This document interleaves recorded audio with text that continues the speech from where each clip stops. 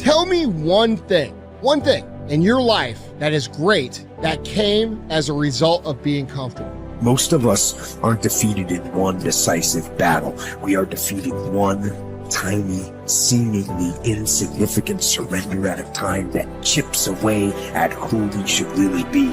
It isn't that you wake up one day, decide, that's it, I'm going to be weak. No. It is a slow, incremental process. It chips away at our will. It chips away at our discipline. Move out of your comfort zone. It's the courage to move into your zone of discomfort where you feel awkward and clumsy and sometimes alone. The comfort zone is one of the greatest enemies of human potential and of your potential.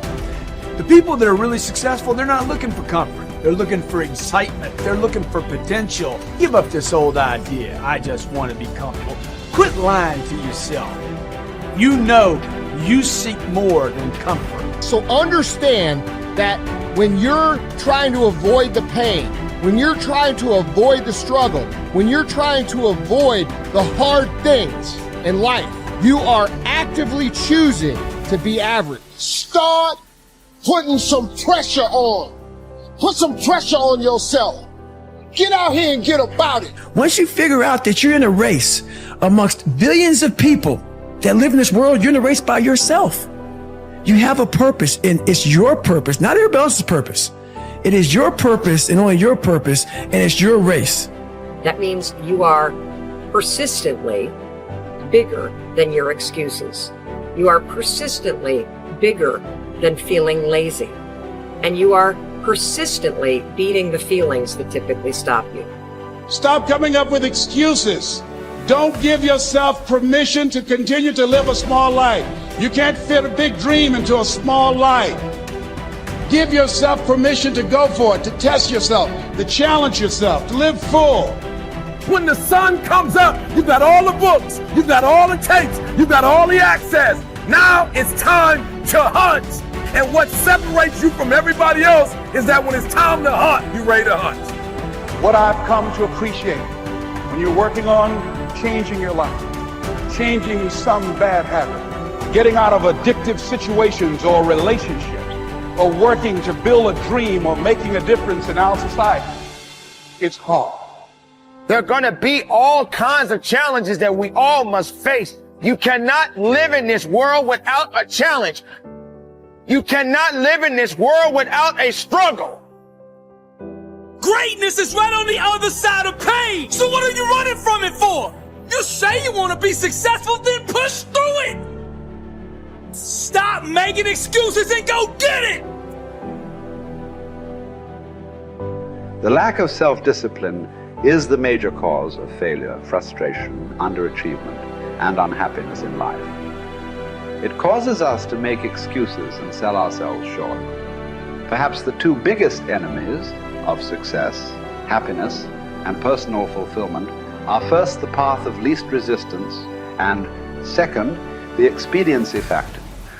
The path of least resistance is what causes people to take the easy way in almost every situation. They seek shortcuts to everything. They arrive at work at the last minute and leave at the first opportunity. They look for get-rich, quick schemes and easy money. Over time, they develop the habit of always seeking an easier, faster way to get the things they want, rather than doing what is hard but necessary to achieve real success. The expediency factor, which is an extension of the law of least resistance, is even worse when leading people to failure and underachievement. This principle says people invariably seek the fastest and easiest way to get the things they want, right now, with little or no concern for the long-term consequences of their behavior. In other words, most people do what is expedient, what is fun and easy, rather than what is necessary for success. Every day, and every minute of every day, there is a battle going on inside of you between doing what is right, hard, and necessary, like the angel on one shoulder, or doing what is fun, easy, and of little or no value, like the devil on your other shoulder. Every minute of every day, you must fight and win this battle with the expediency factor and resist the pull of the path of least resistance if you truly desire to become everything you are capable of becoming. And then when you see people take on more responsibility and decide that they're going to aim up and confront their suffering honestly and forthrightly, that their lives get better and the lives of people around them get better too. And so that's very strange as well, because it also means that the pathway to less suffering is through suffering, right? And that would be hopeful if the world was constituted that way. It's like, well, there's suffering. How do you make it worse? Run away. How do you make it better? Confront it. Yeah, but it's suffering. It's like, yeah, but it's there. There it is. It's right there. It's a precondition for existence or something like that. And it's like you have something important to do as well. And you confront it, and that's the pathway to transcending it. We need to figure out, like, now, today, what is, the best way to live your life? What is the, there's got to be ways you can be putting forward the most positive energy. I mean, we know objectively what's causing pollution. We know objectively what's causing birth defects, and we're taking in too much chemicals and not enough vitamins. We know objectively all this stuff. We know how to organize our world, and yet we don't do it. We know how to organize our health, and yet very few people do it. We know all these things. The right path to being a happy, healthy person is to do all the shit that we already know you're supposed to do. Take care of your body, take care of your health, take care of your mind, your stress, meditate, be kind to people. We all know that. I mean, you ask anybody, they know how to get by and to be the most evolved version of you that you can be. I mean, it's not like a magical checklist. If you talk to people about it, you said, okay, here you got a person, you want to improve them, what are the things that you're going to do to them? Okay, well, if I was a life coach, the first thing I would say is this guy's got to get on a diet that makes him healthy. I don't mean a diet just to lose weight. I mean just healthy foods in your body, many, many vegetables.